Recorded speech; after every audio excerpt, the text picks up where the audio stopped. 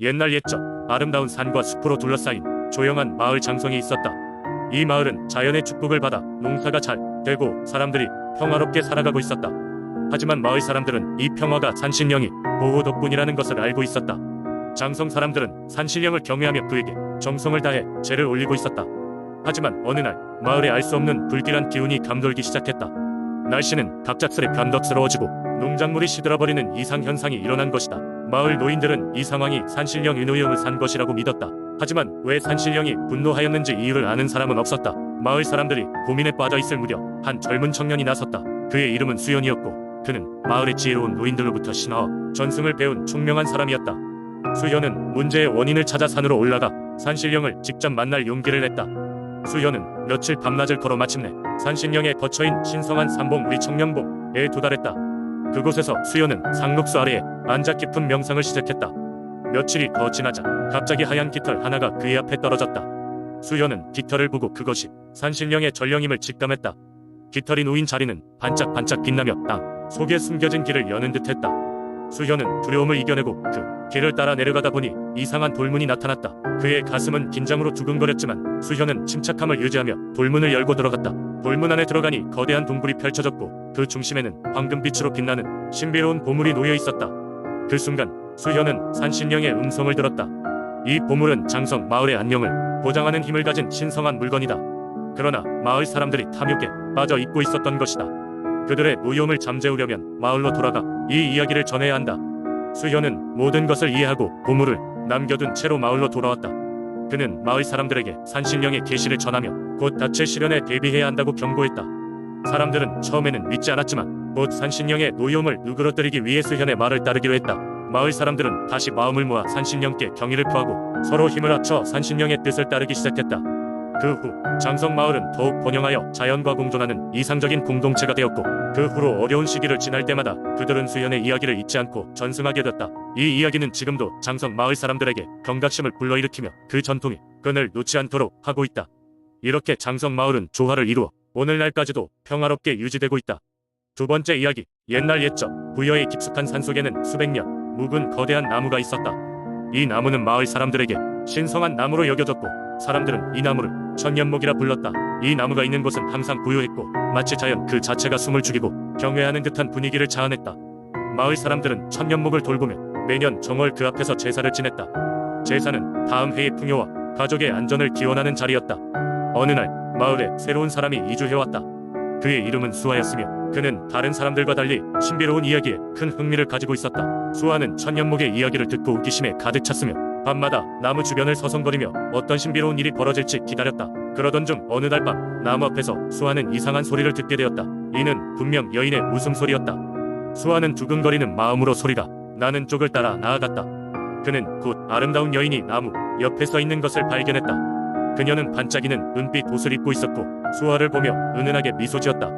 너는 누구냐? 수아가 물었다. 여인은 부드러운 목소리로 답했다. 나는 이 나무를 지키는 신령이다. 사람들은 나를 여우라고 부르기도 하지. 수아는 매료되어 그 여우와의 대화를 이어갔다. 그녀는 수아에게 자신의 이야기를 들려주며 천년목의 비밀과 그 나무를 둘러싼 다양한 전설을 이야기해 주었다. 여우는 수아에게 특별한 제안을 했다. 이 나무에 얽힌 진정한 비밀을 알고 싶다면 나의 유혹을 견뎌봐라. 만약 그 유혹을 뿌리칠 수 있다면 너에게 그 비밀을 알려주마. 수아는 약간 당황했지만 호기심이 더 컸다. 그래서 그는 여우의 제안을 수락했다.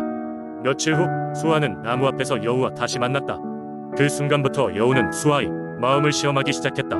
그녀는 수아가 가장 두려워하는 것과 원했던 꿈을 모두 보여주었다. 초자연적인 환영들과 자신이 이룰 수 없는 소망들이 수아의 눈앞에서 펼쳐졌다. 수아는 그 모든 유혹을 견뎌내려 했지만 시간이 지날수록 점점 더 어려워졌다. 그의 마음속에서는 싸움이 벌어졌고 한편으로는 자신의 본성을 이겨내고자 하는 의지가 다른 한편으로는 욕망에 굴복하고 싶은 마음과 충돌했다. 여우는 시간이 갈수록 더 강한 유혹을 내놓으며 수아를 흔들려 했다. 그러던 중 수아는 자신이 마을 사람들에게 얼마나 중요한 존재인지 그리고 그의 선택이 마을 전체에 미칠 영향을 깨닫게 되었다. 그는 생생한 환영 속에서 자신이 가족과 마을을 잃는 모습을 보았고 이는 그의 정신을 번쩍 들게 만들었다. 그 순간 수아는 깨어나 여우의 유혹을 뿌리치고 자신의 의지를 다시금 다잡았다. 여우는 그의 결정을 보고 미소를 지으며 말했다.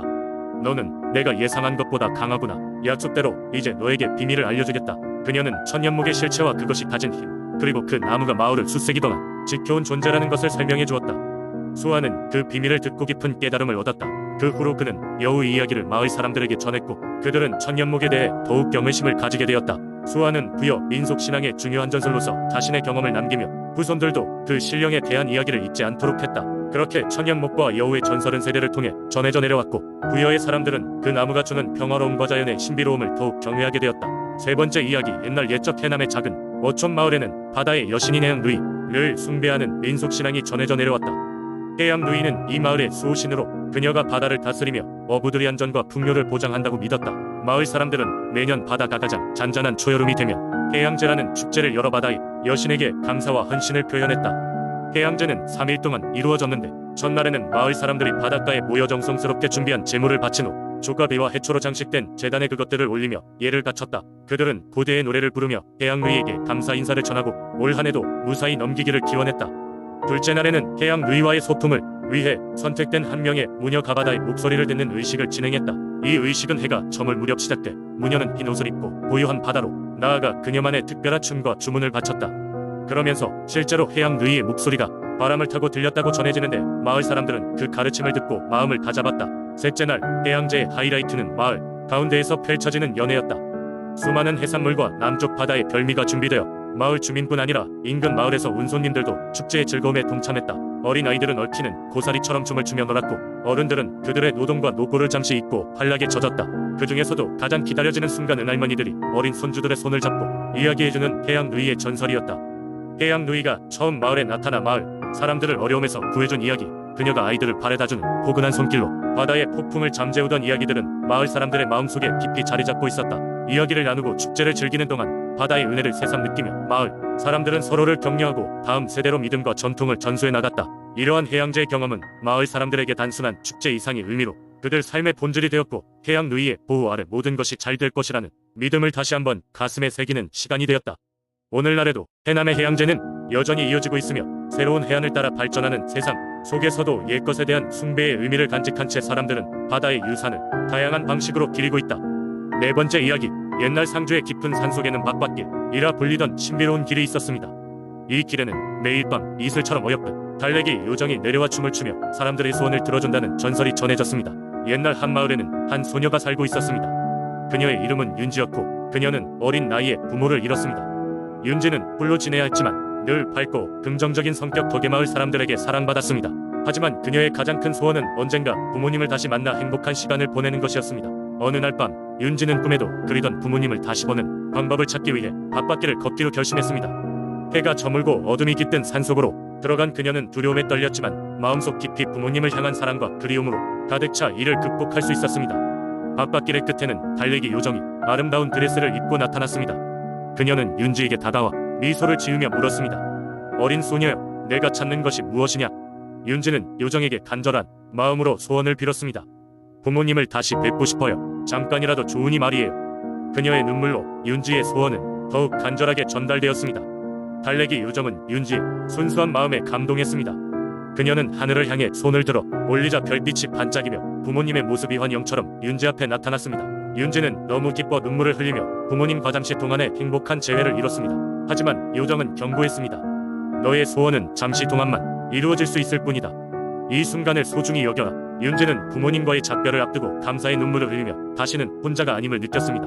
그날 이후 윤지는 마을 사람들에게 전설의 바깥길 이야기를 전했습니다. 그리고 그녀는 슬픔이 아닌 기쁨으로 산을 내려와 더 많은 사람에게 사랑과 희망을 나누며 살았습니다. 수많은 세월이 흘렀지만 상주의 바깥길과 그곳에서 윤지가 겪었던 아름다운 이야기는 여전히 사람들이 가슴속 깊이 남아 있습니다. 마을 사람들은 밤이 되면 윤지를 생각하며 하늘을 바라보며 소원을 빌곤 했습니다. 그렇게 바깥길은 오랜 시간 동안 사람들의 마음을 이어주는 희망의 상징으로 남게 되었습니다.